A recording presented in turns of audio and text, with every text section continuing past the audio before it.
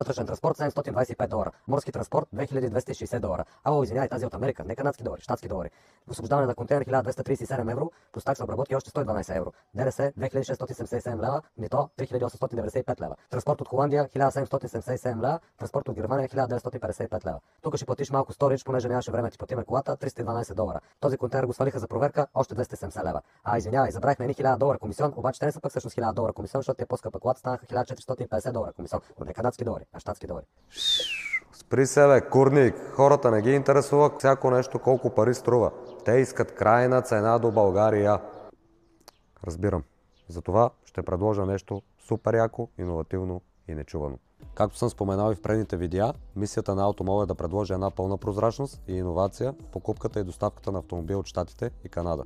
Именно за това реших да създам услуга, в която автомобил, закупен от Канада, ще пристигне с твърда цена до България, без нито една стотинка излишен разход. Как става това ли? Реших да разделя автомобилите на три основни ценови групи. Първата група ще бъде автомобили спечелени на търг до 10 000 канадски долара, като всички разходи на такъв автомобил до пристигане в София ще струва точно 8000 лева, без нито една стотинка повече. В тези 8000 лева ще бъдат включени следните неща: сухопътен транспорт до пристанището в Канада, морски транспорт до Ротердам, транспорт от Ротердам до София, мито, ДДС, освобождаване на контейнер и моята комисионна.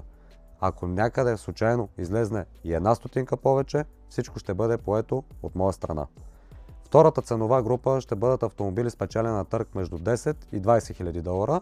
Всички разходи на такъв автомобил до България ще струват точно 10 000 лева. И третата категория автомобили ще бъдат автомобили спечелени на търг от 20 000 долара нагоре, като за такива автомобили ще получите индивидуална оферта след запитване към мен.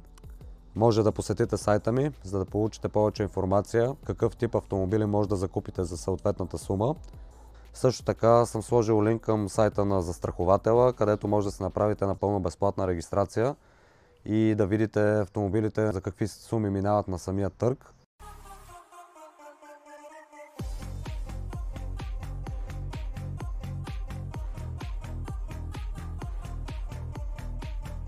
Второто иновативно нещо, скъпи приятели, което предлага фирмата Automall, е пълна застраховка на автомобила от тръгването от Канада до пристигането в България. Това нещо струва, забележете, 1,5% от цената. Шегуваш ли се? Това са няколко стотин долара на подобен автомобил, ами той само фара му струва около 2000 лева. Тази застраховка всъщност включва абсолютно всичко.